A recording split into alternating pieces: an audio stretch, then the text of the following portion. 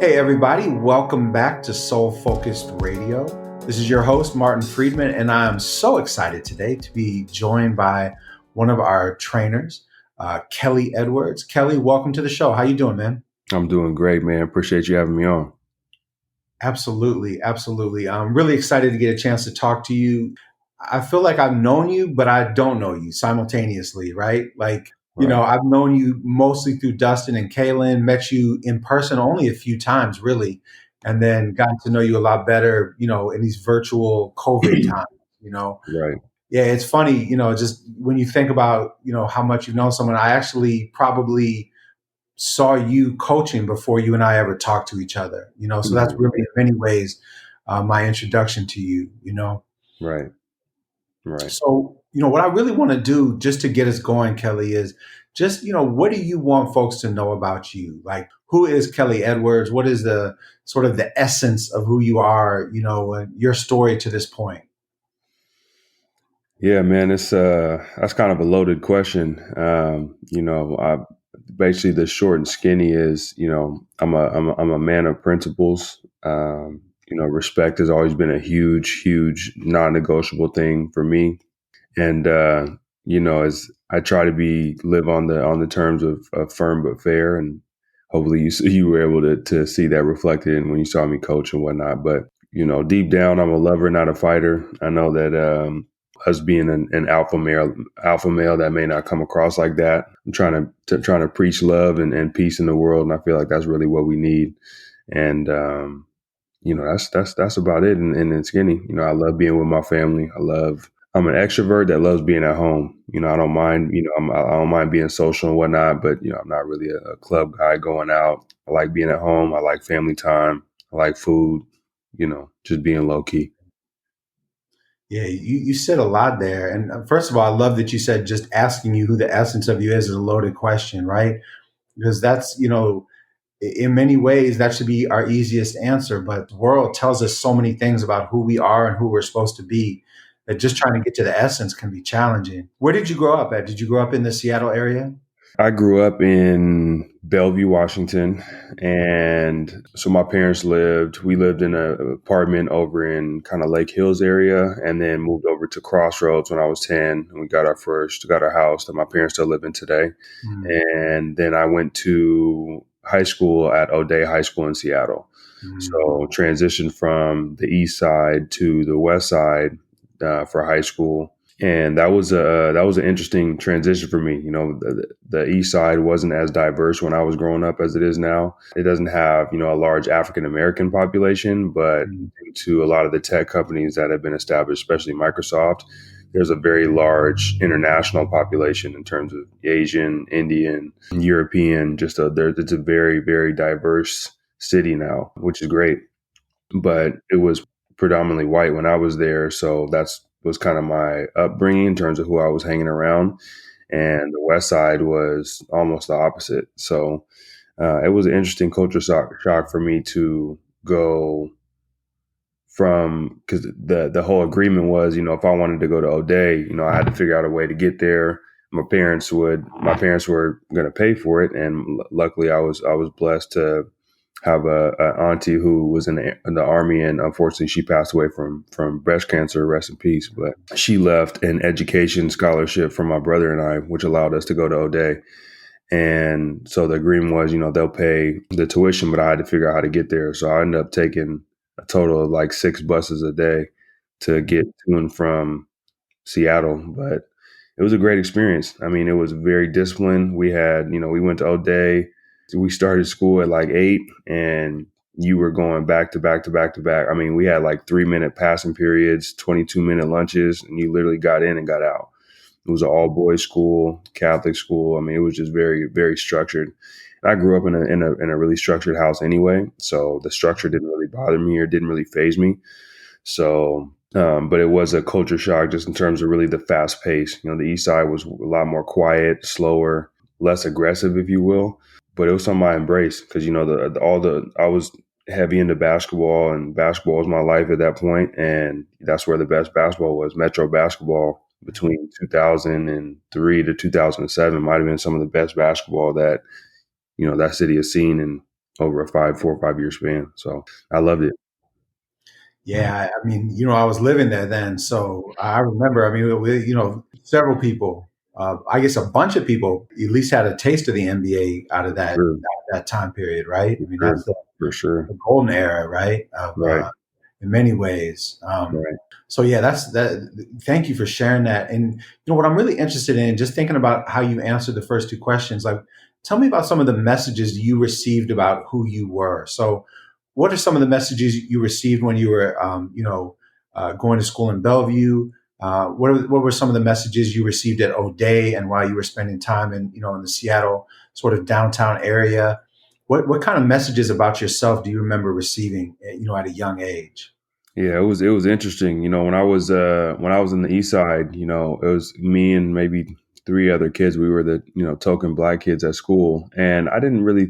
I guess I wasn't paying attention, so it's hard for me to say for sure whether I experienced racism and I guess aggressive racism. But I mean, I'm sure I experienced some type of stereotypical. You're the black guy, you must be good at basketball and probably can fight and that type of stuff like that. But it was interesting too because I also experienced, I guess, if you want to say racism in a positive light, because there wasn't, when you're in a predominantly, and this is my experience anyway, but when you're the only black guy or one of few, you also get put up on a pedestal too. There was some white kids that, may have been intimidated by me just by kind of looking at me, tall, 6'4", basketball player.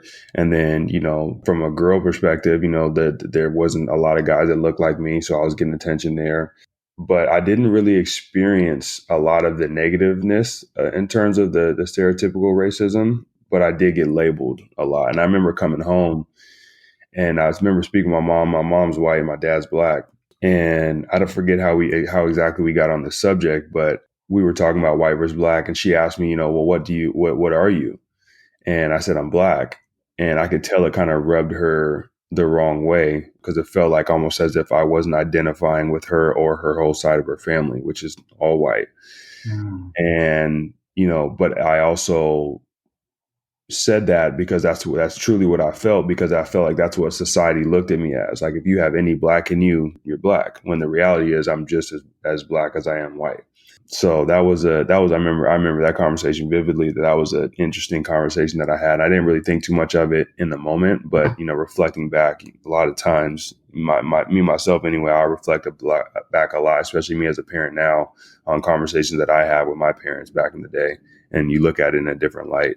But moving over to when I went to the West Side, it was there was way, way, way, way, way more African Americans, Asians, Indians, Pacific Islanders, all that type of stuff like that. It was just way more diverse. So now it was a totally different scenario. And I didn't really, again, I don't really, I remember one time to where O'Day, I'm not sure how much you know about O'Day and the culture over there, but they have a lot of the Catholic brothers are the teachers over there. mhm. So I remember one time we were in, I forget what. I remember Brother Green, and he was teaching a class, and I forget who it was, but it was me and a couple other basketball players were in there, and we had these small, tiny desks. And my boy Quentin Richardson played football at UW. He was he was sitting in the back of the class, and he was leaned back, and he had his head against the wall. And O'Day was super strict, and it was like, hey, tighten up here, tighten up there. But so he's sitting back, and Brother Greening goes, get your greasy cotton picking head off that wall. Wow. And everybody just kind of freezes, and Quentin stands up or sits up and just kind of looks at him, and everybody kind of turns back and looks at Q, and then looks at him, and everybody just kind of froze. Mm, And I mean, this dude was old too. I mean, he had to be 60, 70 years old. And I don't know if he really understood, cotton, because it was, I don't really know if he really understood what he said at the time. And again, I'm not trying to bail him out, but it just snapped like that was even something to say, even if it wasn't a full classroom at your job. Like even if we were just, even though them two were just sitting and having like a private meeting, because he was also the freshman basketball coach, and it was just crazy. And Quentin's mom was a single mom, one of the sweetest women in the world, but she did not play no games. And Mm. Quentin told his mom about that, and she marched up to that damn school, and ooh wee, she had some words with him. But it was just interesting that I guess that was more indirect, but it was just interesting environment for sure. It was two totally different environments. It was almost like moving out of the state. You know what I mean? And I was so sheltered. My dad went to Lakeside. He was, privy to and grew up in West Seattle. He was privy to the West Side, but he really kept us out of the West Side. So my Mm. dad was not, he didn't play with the stereotypes. He didn't want me, ever wearing a do rag or sagging my pants or, anything. He was very turned off and aware of anything that, was kind of stereotypical uneducated black man, right? So, a lot of that is the main reason why he moved us or why we lived on the east side is that he was very conscious of that stereotype and, pull your pants up. And for me, I guess I didn't even really know why it was cool. I saw other people when I was younger sagging pants. I'm like, well, I guess this is what to do. So, I tried to pull it or I tried to wear a do-rag or whatever I thought was cool. And he was not going for any of that. So that was kind of my experience in a nutshell between the east side and the west side. I mean, there's a lot there, right? I heard you talk about multiple, almost conflicting messages, really, about who you were, about who your race, who you were racially, value of your race. One of the things that comes to my mind is, thinking from the perspective of a white person is, I've thought for a long time I always felt very blessed that I grew up around black people because my sense was that if, for white people that don't grow up around black people, they'll either demonize or idolize, right? So either it's this really negative thing or it's that putting up on the pedestal, like you said. Now, to me, I think both are equally dehumanizing. Right. Putting you up on a pedestal without really getting to know the true human being that you are. I mean, I understand there were benefits. It sounds like there Right. were benefits, Right. which is awesome. And yet all of your experiences sound like, good examples of how when you become racialized, you become dehumanized in many ways. All of those examples feel like that to me. Right. That's You right. know? Yeah. So I guess, one of my questions to you is, just thinking about your story, where did you go to school and what was your experience like in college? After O'Day, we won at O'Day. We had a hell of a run. We won our state championship. We won the 3A state championship my freshman, sophomore, and senior year, and then lost in the state championship to Spencer Hawes at Seattle Prep my junior Mhm. year. Mhm. So I'm thinking, you know, I'm going to UW and, I won the state championship. That's the way to end my high school career. And, Mhm. we had a good team. I played AAU, I did what I needed to do. But the reality is I wasn't at that level in all honesty, regardless of, what was being told, who was in my ear, all that type of stuff. So I ended up going 2 years at JUCO at Highline, and that was probably one of the best decisions of my life. I played for a tyrant of a coach at O'Day, but he was also, considered a legend. Phil Lumpkin passed away, and he was probably one of the most winningest coaches in Mhm. Seattle basketball history. But he was definitely not a player's coach, and I was okay with it because I always had the end goal of trying to play basketball as a job anyway. But from the moment I stepped into O'Day, basketball was a job. You did this, you didn't make mistakes, you did not disobey, you didn't. It was very militant and that bred extremely disciplined, well organized basketball players, but it also handicapped and crippled my creativity and to a certain extent your confidence, right? If you're shooting the ball not to miss and if you're passing not to make mistakes, you're never really going to grow. And I played my role on that team very well. But when you get to the college game, when you jump levels from middle school to high school and then high school to college, you have to adapt to your environment, right? So whatever style and whatever way the game is played at the collegiate level, you have to adapt and you got to adapt quickly, especially at JUCO where you only have a max of 2 years anyway. You don't have, it's not, you're not at a university where you can possibly afford to redshirt, spend your freshman year on the bench because, you can get mentored by the seniors and then slowly get a little playing time here as a sophomore and then maybe work your way into a six man as a junior and then start as a senior. Like that's just a totally different mindset. And then you get thrown into the fire at JUCO. But my JUCO experience was the first time I ever really had a coach that I felt cared about me off the court. I had some AAU coaches that were like dads that I knew, kind of cared for me, but genuinely my coach at Highline, I genuinely felt that he cared about me being successful as a man after basketball was over, right? So, he would constantly talk to me about, talk to me about your grades. And school always came, fairly easy to me. So I never really had academic issues. But, he's like, talk to me about your grades. What's your plans afterwards? How are we going to get this 4A or this bachelor degree, this 4-year degree? And then, we did pretty well at Highline. And then I finished up at Lewis and Clark in Portland, which was another interesting experience. I really like Portland. Portland is similar to Seattle. Kind of, I always call Portland, like mini Seattle.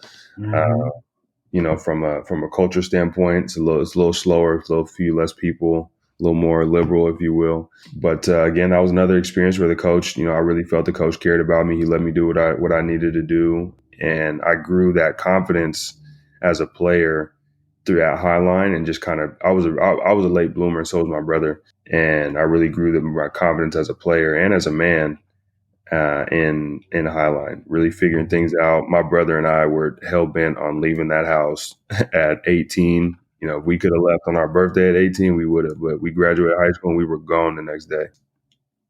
My dad and I have a better relationship now, but it was, my house, my rules, no talking back. And, I think every man at some point goes through that stage to where they feel like they're a man now and you're not going to talk to me like a little kid. Mm-hmm. And the reality was that I was still living in his house under his rules, but I wanted respect. Right. And that's one of the first things I said when I came on this podcast, that I'm a man of respect, I'm a man of values and principles. And, I feel that all people deserve respect until you give me a reason not to respect you. And it was just very challenging for me to be handling everything I needed to do, getting good grades, excelling in sports, handling what I need to do at home, but still feeling like I wasn't getting that respect that I felt like I was due. So, that was the first and foremost point. It's time to get out the house, time to go be a man, time to do my own thing, under my own rules. And it was a learning process, man. My parents, we weren't broke, but we also, we always had enough, but we didn't have any extra. Right. So, I grew up in a situation where if you wanted something, you had to go work for it. I had to buy my own basketball shoes, that type of stuff. But again, like I didn't really know there was people who really had money like that. You know what I mean? I also didn't know that we were in a kind of a quote unquote negative situation, right? Like I didn't get why when we went to the grocery store and I wanted this one, we had to get a different brand of cereal or stuff like that. My parents did a good job of just normalizing our situation. So, I understood the value of $1 very quickly when you get on your own, having to figure out food, having to plan in advance. When you got a budget of food, you run out of food before the end of the month and that next scholarship check don't come, you in trouble. Right. So I made it a point before I left the house too, I would never, ever, ever ask my parents for money. So, I stepped into adulthood kind of overnight and ran with it, but it was a great learning experience though, either way. That's awesome. That's awesome. Thank you for sharing that.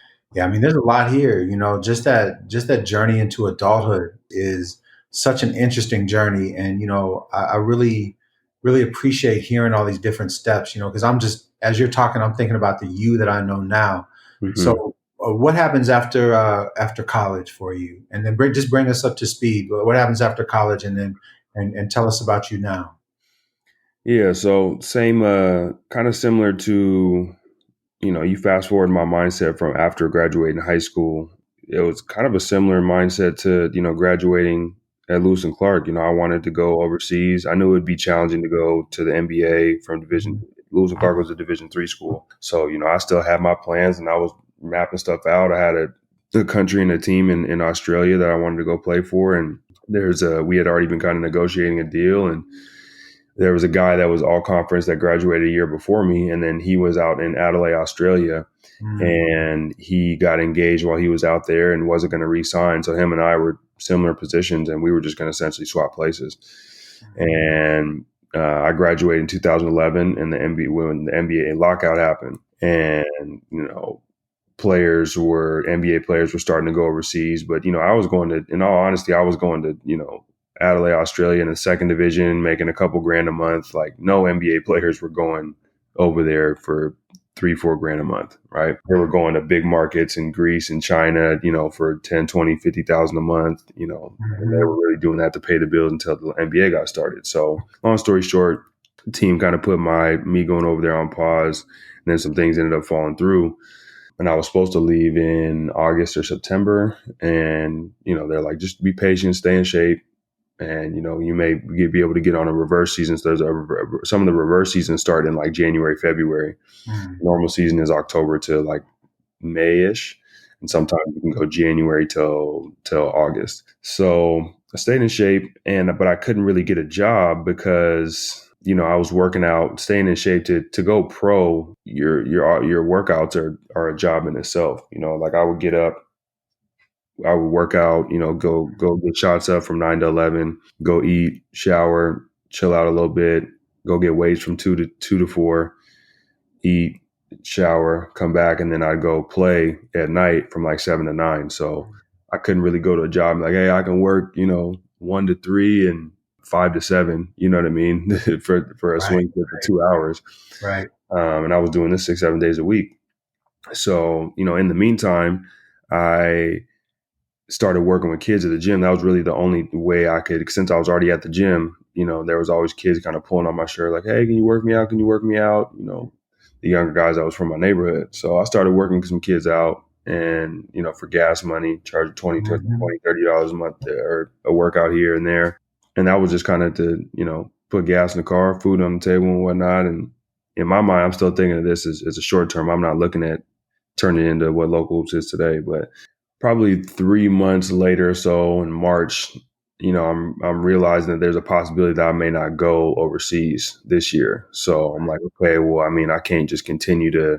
I had moved back home just because I was only supposed to be home for a couple months. So I moved back home, and then that, I knew that wasn't going to work. Just the way me and my dad was set up. mhm, So I'm like, this ain't gonna cut it, man. I gotta figure something out.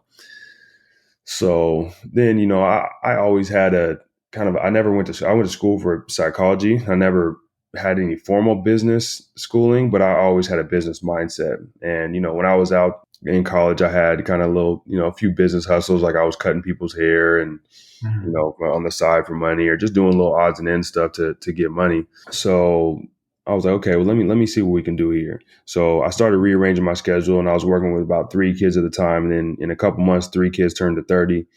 And then March is spring for AAU season. Spring is the most competitive. So you get, your highest quality of players in the spring, and then you get your largest quantity of players in the winter, since it's like basketball season is in the winter, right? So me knowing that, I'm like, okay, let's just go full steam ahead and see how this goes for a year. Then I can make a decision. So all of a sudden we go from 3 to 30, then we go from 30 to 300.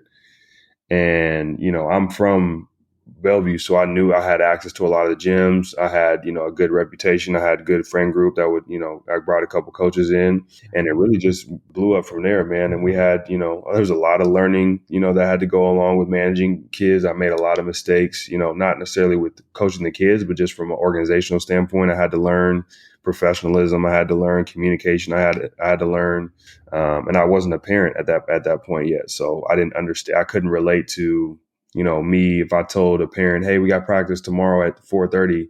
You know what I mean? I didn't relate to them having a full, juggling multiple kids and having a full schedule and family and all that stuff. So a lot of stuff I had to learn, and then probably about a year down the line from there, I got an offer to go play in Denmark, and I really had to make a tough decision that I still struggle with to this day. Because you work your whole life to go play professional basketball, go through the ebbs and flows, the ups and the downs, the roller coaster, and then you finally get an opportunity. And I ended up turning down that opportunity to go play professionally because I knew at that point local hoops was in such an infantile state that if I would have left, locals would have crumbled. And at that point, after going into it like full steam ahead for a year, I was still working out, but my workouts then now turned to the back burner since I was trying to build this. And it was a tough decision, man. And because I really wanted to know how good I could have been at the top level. Because, I was killing everybody here, but that's, everybody who plays professional is always, the best or one of the best in their neighborhood, right? Mhm. You want to know on a global scale, how good are you?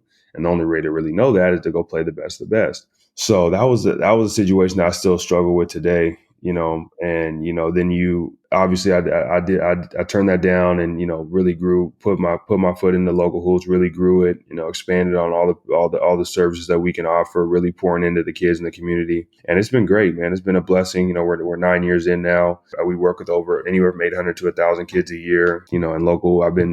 One of my goals was to find a way for basketball to be able to earn a living through basketball, which is my dream, and I'm Mhm. loving it, and I wouldn't change it, but it's still something, one of those things I got to deal with of figuring out what really could have been. That's always been a challenge, especially when you kind of see guys that are going overseas, and in my mind, no disrespect to anybody else, but I'm like, I would have killed him. And Mhm. you got guys that are going overseas, but just something that I had to make a business decision at that time, and what was best for me and my future family, and again, I wouldn't change a thing. But it's still something. I'd be lying if I told you it still doesn't haunt me at night sometimes. Yeah. No, I appreciate it. And I also appreciate that you ultimately made a decision that was really for your best interest and not because the other piece is the competition piece, which is real. I'm very competitive too. But it Hmm. sounds like if you just made the competition decision, you would have sacrificed, some of this great stuff that you've built here, That's right. and is interesting. We're gonna close this one out, and I want to talk to you in part two a little bit more about really what it means to be soul focused and just looking back on your story and where you are and what it means to be a parent and all of that through that soul focused lens. I do want to say this though, I used to be a college preparatory counselor, and I had six high schools in the Seattle area, and one of the high schools was Garfield, and in that era, I had that job from 93 to 2007, and Hmm. so a lot of people came through. That was definitely the golden era. A lot of that was the golden era of Garfield basketball, right? For And sure. when I would sit down with the students and say, "What do you want to do?" especially the African American males, they would be like, I want to be an NBA player. And I was like, okay. So I was like, well, are you on Garfield's team?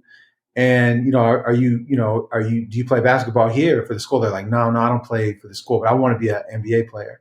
And what I loved about your story is, and I think it would be a great story to share, a great podcast to share with young people, because I actually went and got the statistics. I don't remember them now, but I told them what percentage of varsity starting basketball players actually make the NBA. Right. They weren't even on their team, and they had that as their goal. You know what I'm saying? Right. Right. And that was just Garfield. I also had West Seattle and Ingram and schools that weren't very good. And I sit down with the young men, and to every one of them, they would say, I want to be an NBA player. And your story, you were definitely in the top percentages of Seattle basketball players, and your story just shows how far, how much of a unreachable dream in many ways that is for the vast majority of people. It's such a tiny percentage that actually make it. That's right. So I loved hearing your story. I love that peek into that world. I was anything but an athlete, probably the opposite of an athlete. And so just I worked with athletes, as an upper bound counselor, and I have friends, and so I saw that a little bit. But just hearing it from your perspective and bringing in the analysis of how your race kind of was defined and messaged to you and played out for you, I think is really, really powerful. So I appreciate it. I'm looking forward to part two. And I just want to thank everybody for listening. I want to let you know, as always, that we appreciate you. We love you. We ask you to come visit us at soulfocusgroup.com to see everything that we offer and check out all of our podcasts. And more than anything, what we ask of you is just to stay soul focused.